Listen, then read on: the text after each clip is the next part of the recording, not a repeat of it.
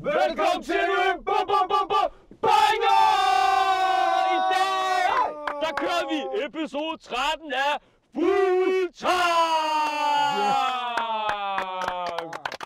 Let's go! Men bror, spørgsmålet er der faktisk fuld tank lige nu? Nogenlunde. Ja, okay. Genialt spørgsmål. Ja, jo. Men episode 13, det er for sus, bror, mand. Nu styrer man der. Så er der jo pres på. Ja, nogenlunde. Og man ser mere i bilen. Ja. Og pres på big boys.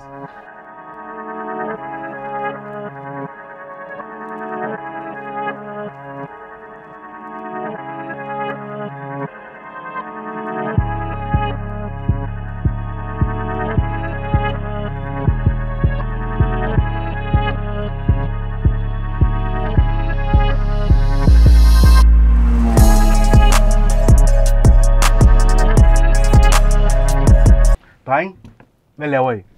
Dem der ikke ved det. De burde vide det, men dem der ikke ved det. Til dem der ikke ved det, jamen så laver vi podcast inde hos DR. Ja. Og derudover så laver vi også lidt YouTube ved siden af. Bedøvende. Og vi startede faktisk på TikTok, hvor vi stadig er og laver videoer. Så hvis I ikke kender os, så hedder vi Bedøvende. Eller Gal Nok. Yes. Gal Nok er vores podcast, Bedøvende er vores YouTube-kanal og gruppe generelt. Så ja, Vi er professionelle jabber. professionelle Ja, jabber. vi er Imagine at sidde og lave podcast. Og jeg har lavet sådan noget 72-73 episoder her, ikke? Bror, jeg kan ikke engang huske. Jo, vi er i hvert fald i 70'erne. Altså vi har lavet alt i alt. Har vi 100. lavet 110 episoder Med af den anden podcast, podcast også. Ja, det tror jeg også. Hvordan hjælper man så meget så? Hvordan kan man det? Bror, ved du hvad det er? Du sagde, hvor meget sagde du 100? 110. Det er over 110 timers jab, bror. Forstår du? Og folk tuner ind til det. Ja, og folk tuner ind. Det er fucking stabilt, mand. Det er vildt. Jeg ved faktisk ikke, hvordan jeg stadig snakker. Det startede med, at jeg lavede TikTok for mig selv, AK lavede TikTok for sig selv, og BK lavede TikTok for sig selv. Og så gik der lidt noget tid med det. Lige pludselig så ser jeg AK skrive til mig, og så bror, vil du lave et collab? I starten var sådan lidt, fordi jeg lavede collab med alle. Ja. Tænkte jeg gider ikke bare være en af dine hosts, som du lige laver en video med, så glemmer du mig What ikke. the fuck? Så videre. On to the next one. On to the What's next bro one. on? Men så jeg hans content, og så kiggede jeg, så han lavede også skits, som jeg gjorde. Så jeg tænkte, ved du hvad, faktisk, det kan godt være, at der er noget her. Så jeg lavede nogle videoer, og det var meget fedt. Så lavede han også videoer med BK. Og så Nå, men senere... var det før eller efter? Jeg tror faktisk, jeg mødtes med BK, før jeg mødtes med dig. Ja, Gjorde du det? Jeg Det sommer. tror jeg faktisk, fordi... Jo, fordi jeg kan huske, at jeg allerede har mødt AK, og så jeg en video med dig og ham, det der, hvor I lavede Brækko-nyheder. Jeg tror jeg var først. Men ja, det er lige meget. Måske, jeg kan ikke Okay. Jeg kan ikke huske det, men det var i hvert fald... Altså, jeg kan garantere for, at det var under samme uge, at jeg stakkede jer begge to. Han kan bare dobbeltspil på Så hvis der er kønssygdom, der er blevet overført, så er det mig, ja. Så længe det ikke er 8. Har du wifi i din bil? Det er en different type of car, you know. I'm trying to have this, Nej. man. Min bil, den døde i går bare. Lad man. Lige om lidt, der laver internetdeling, den her bil også, man. Er du gal, man? Hvilken sang? Har den indbygget wifi? Den har wifi selvfølgelig, ja. Men det er ikke til Spotify, kun til YouTube. Så du kan sidde og se noget, mens du kører? Så du kan sidde og se bedøvende, mens du kører. Type shit. Jeg tror, det er ulovligt, men ja, okay. Det behøver Nej, du det må ikke. man gerne. Må man ikke det? Så længe det er guld. Kommer og går, min bror, vi når det. Timer, vi har brugt på at holde os vågen. Selvom vi har fejlet, har vi rodet med. Vi har det fint for alt er godt, min bror, vi når det. Vi er nødt til at dele programmet, hvor der er noget, der er tanktjek. Tanktjek, Det er okay. ligesom 10 hurtigt. Okay. I svarer sammen. Okay. Ja. Okay. Hvem er jer? Pause. Hvem? Det er også stadig forkert, Roald. Hvad skal jeg sige? Det er også stadig forkert. Det er ikke mig, der har skrevet det. Okay. Hvem er jer på lang tid? Langs tid. Hvem er længst tid om at svare i jeres gruppechat? Nå, det er mig, bror. Ja, det er BK. Det der kan vi jo ikke engang diskutere. Det er mig. Det var det. Ja, men jeg blev fed, hva'? Ja, du er noget bedre. Men der er meget krig, der er mange, lad os bare sige, mange hop ud af en bygningstanker, der er gået forbi. Altså, bror, Hvor der ikke er svar. lad mig være ærlig. Du lever op til, at du har like a mobile. Ja. Alting går bare langsomt på din telefon. Jeg prøver nogle gange ikke. Hvis der er nogen, der ringer til mig, jeg får det først senere. At der er nogen, det er løgn! Like Mobile. Like Mobile, bro. Kan den lige på? Det er fordi, jeg har haft det siden barnsben, bror. Det Jeg har fokuserer virket. nok ikke, men der står Like Mobile. Det har virket, men hvis man har haft noget siden barnsben, og det virker, hvorfor skal man ændre det? Men Like Mobile, det er virkelig low. Det er Det er det crazy, faktisk. bro. Det er det lowest of Ja, det er lows, det, man bror. tager, når man lige kommer til landet. Ja, det er faktisk, Ja. det er faktisk rigtigt nok. Det er man ikke på CPR-nummer nu, for Det er faktisk rigtigt nok. Når du har en fætter, der er på besøg i 3 uger, de far sit røv, kan du købe sådan et kort til ham. Det er faktisk rigtigt. Selv mine forældre er opgraded. Bror. Hvilket klip har I selv grint mest af? Hvad for noget? Hvilket klip har I grint mest af selv? Ja, det er det der med homoseksuelle I i lufthavnen. Ja, jeg tænkte på det samme. Ja, bro. Vi var jo i USA. Kan du huske det der klip, hvor jeg ved Han bliver den der harasset. historie Nå, med, ja. jeg blev harasset? Ja, den der, bro. Ja, bror, det... Ja, jeg blev harasset i Canadas lufthavn. Det klip, jeg tror aldrig, vi griner så meget. Ja, det var genialt, den der. Den vildeste DM, I har fået. Den vildeste DM, vi har fået. Men det kan vi jo ikke svare som helhed. Altså, bror, der kommer... Skal være Men det må være BK. Der kommer nogen i ny og næ, forstår du mig? Uden at spille smart, men jeg vil sige, en af dem, jeg synes, der er crazy, er, at så jeg vil ikke tage mig op på køkkenbordet og gøre, hvad der skal gøres. Jeg synes, mine er vildere. Det var skørt. Jeg synes, mine er vildere. Jeg får af og til sådan nogle det der marriage request. Mener du det? Ja, så får jeg sådan en hel... Kærlighedserklæringer? Jamen, så, nej, ikke sådan noget. Så får jeg ikke engang kærlighedserklæring. Jeg siger bare, jeg synes, du passer rigtig godt med mig. Ja. Jeg synes, vi skal blive gift. Og så Og så får jeg sådan punkter. Ja. Her der, hvor du er god. Her, hvor jeg synes, du kan blive bedre. Her, hvor du er god. Seriøst? Ja, bro. Og de mener, de kan banner? Jeg siger til dig, jeg har fået mindst 5 af de der. Og det er ægte profiler. Det er ægte profiler. Der er profilbilleder. Billeder. Hvad svarer du? Skørt. Jeg svarer ikke jo. Altså, jeg får bare Hvor dødbærker. ligger den? Bror, han... Kan jeg bare? Jeg svarer ikke, hvordan skal jeg svare? Hvis du svarer sådan en... Jeg tror, der er en, der skal ud. Men hvis du svarer sådan en... Jamen, kan man ikke svare. så er du locked. BK skal man ikke svare på. Hvad? Du kan heller ikke svare på min jo. Nej, bror, hvad hedder det? Nej, det kan du bare sige, du ved. Bror, en ting, jeg tror har ikke, det var lært, dig. ikke? Jamen, jeg har prøvet det, og så fik jeg en længere roman. Okay, fint. Også bare de her dage, bror, ikke? De tager screenshot, forstår du? Ja. Lægger du et svar? Jeg siger til dig, hele hendes venindegruppe, den der gruppechat, de har set dig, bror. Og så får du dig til at lyde tøjst. Præcis. Endda hun måske sletter hendes beskeder, og så gør så det dig, der har slidet. Ja. Men hvad gør du så, bror? Så kan du aldrig gøre noget jo, fordi du har altid en eller anden forventning om, at en eller anden tager et screenshot. Du møder dem i virkeligheden, siger til nej. Jamen så lige pludselig har de en mikrofon på sig, så optager det din Det lyd er også jo. rigtigt, bror. Hvad skal vi gøre? Ellers så har de et GoPro monteret på baghovedet, så hver gang de går foran dig, så filmer det der bagfra, forstår Ja, du? det er rigtigt. Du ved Hvad skal ikke, man Hvad med gøre? dig? Nej, jeg får ikke DM's, bror, man. Jeg får ikke andet DM's, mand. Bror, hvis der er en, der får flest DM, så er det ham, bror. Hvor får du den? Bror, det er dig, bror. Nå, Nej. kan jeg sige, alle pigerne kan lide dig, bror. Hvis det er os tre, så er det dig, de kan lide, Ja, bror. prøv at blive humble. Det Det er er rigtigt. Det er det. Men som ven, ikke? Hvad? Klakket! Shit, mand. Okay. Jeg får min klakket-ting. Hvem er jeres celebrity crush? Bror, bare de kendte, jeg varme på dem. Okay, alle hvis det er kendte banalt, slide i JG's DM. Hvis I bare har lidt over 10.000 følgere. Nej, vi Cristiano snakker Ronaldo. USA, bror, man. Nå, USA, nå. Ja. Cristiano Ronaldo. Så det bare er blue tick. Ja, det skal bare være blue tick, ikke? Men nu man kan købe det i dag, så det betyder ingen skid, mand. Det der blue tick. Er det Ronaldo? Christi, ja. Han er min crush. Sig til mig, at du ikke har taget den for Christi. Pause. Bror, bror, det kan du ikke sige, bror. Han siger til dig, bend down, king. Nej. Bend down, peasant. Voldeligt, Nå, bror. lad det Du får en mild per stroke. Og det er faktisk sindssygt pris, faktisk. Det er sindssygt pris, lad os lige være ærlig.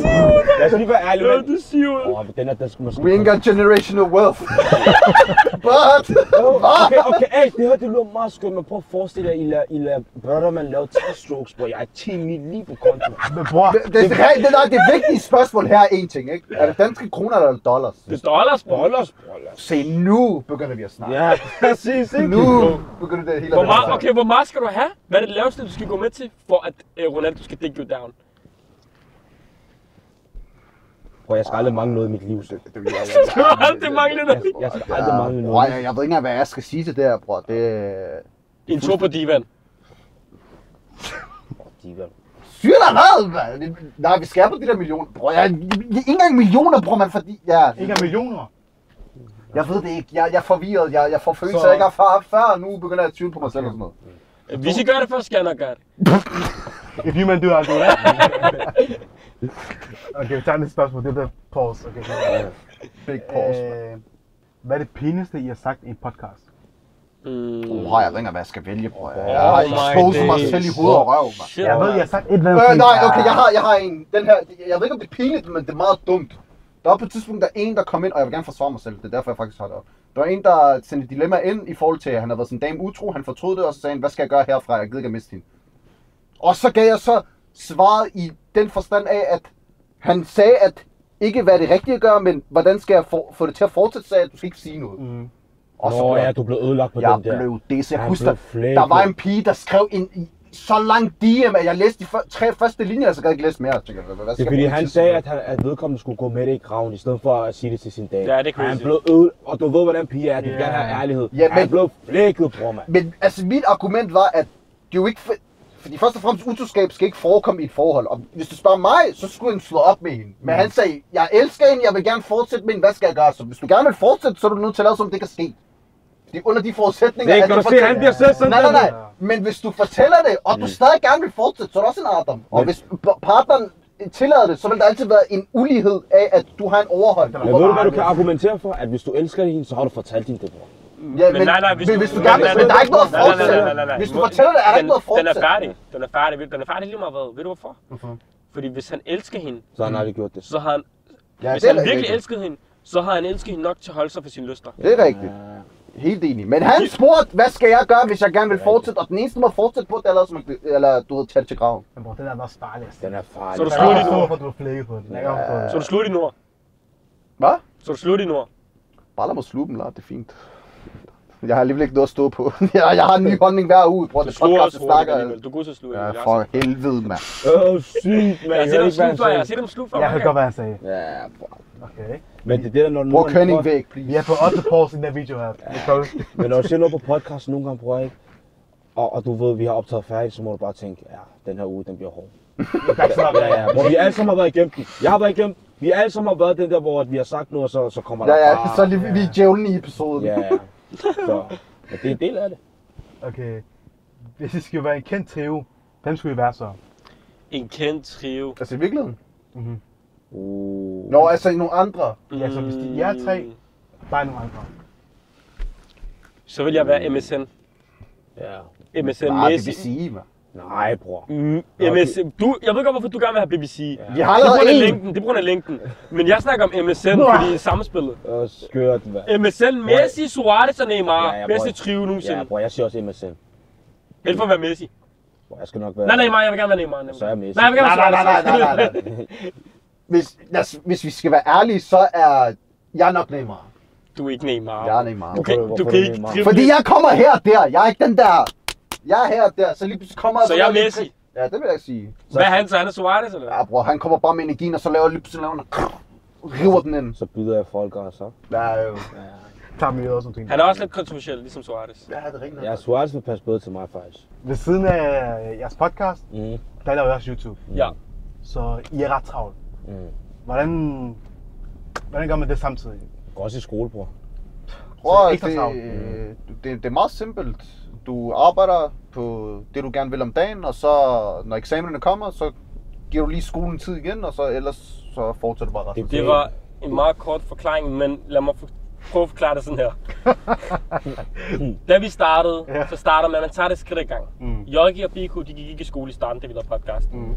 Der gik jeg i skole, men der var der heller ikke så mange pligter. Vi lavede podcast, det er meget simpelt at lave podcast. Du skal bare tænde for kameraet, og så snakke. Det der måske er svært ved det, det er planlægning. Skrive episoder, gøre klar til gode idéer, hente gæster og sådan nogle ting. Det er det, der er svært. Tilrettelægning er det helt. Men jo længere ind du går ind i et projekt, jo bedre bliver du til de diverse opgaver. Og det der er sket, vi er blevet bedre til de opgaver, og når du bliver bedre, så bliver du mere effektiv, og tingene går hurtigere, og lige pludselig finder du, at du har meget mere tid på din dag hen over dagen. Og hvad gør det så? Vi fik mere selvtillid, vi tænkte, okay, Blod på tanden. mere blod på tanden, tænkte, ved du hvad, lad os prøve at hoppe ud i det her YouTube-ting. Og så gik vi i gang med det, og så startede det stille og roligt ud. Vi tænkte, lad os poste en gang om måneden. Og derfra så, nu er vi i gang med at poste tre videoer om måneden. Så det kommer bare af, at man forventningsafstemmer hver eneste måned, så hvor meget kan jeg egentlig klare faktisk. Kan jeg godt få flere opgaver på? Kan jeg godt lave flere opgaver? Kan jeg få mere ansvar på mine skuldre? Det er det, der kommer af, at vi vender os til mere og mere ansvar hele tiden, ikke? Yeah. Og så selvfølgelig så har vi også et hold rundt omkring os, der hjælper os, og man kan sige, jo større vi bliver, jo mere vi får på tallerkenen, så skal vi også lige dele lidt mere ud, ikke? Så det er jo ikke bare os tre, og så mod resten af verden. Vi har jo også nogle, man kan sige, dygtige bag kameraet, editors, og alle Badgang for eksempel, så tilrettelægger for os, og så har vi også vores manager, som også hjælper os rigtig meget i forhold til strukturering, det administrative, hvor vi skal være, hvilken dag, holde styr på kalender og alt det der fis, ikke? Så basically, de 3 ansigter, du ser, der er et helt team bag. Og det er stilet. Ja, der hjælper os på vej. Vi vil ikke kunne gøre det alene, bro. Det er umuligt. Det må jeg bruge mig at stå og sige. Det vil vi ikke. Så hvordan er det der YouTube?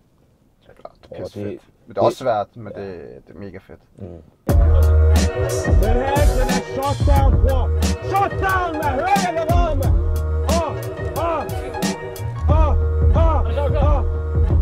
To stopper AK, koldeste til dato. Jeg ved godt, jeg er tynd, men min lommer ved at tage på. Ved ikke, hvem jeg er? Gå og spørg din nabo. Hele verden drejer sig om mig, ligesom slalom. Fuck os lige en hætter, jeg har noget, han kan smage på. Brother, I'm busy, jeg er slet ikke til at få fat på. Op indtil det hele, det køber skinner som et natto. En cap, når jeg rapper på mig, jeg går ikke med hat på dagen.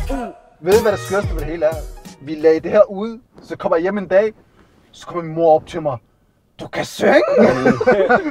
Bare jeg tænker, nej! Du bare giver alt som ass. Men det er også bare det der, grund til at vi lavede det, er også bare sådan, du ved, det er ikke fordi vi prøver at være rappers eller sådan noget. Det er bare sådan, ikke tage sig selv alt for seriøst. Det var bare sjovt, men min far blev lidt fornærmet over, du det så meget. Eller det var ikke engang det, det var Ronnie, der det, men det gik bare ud over AK.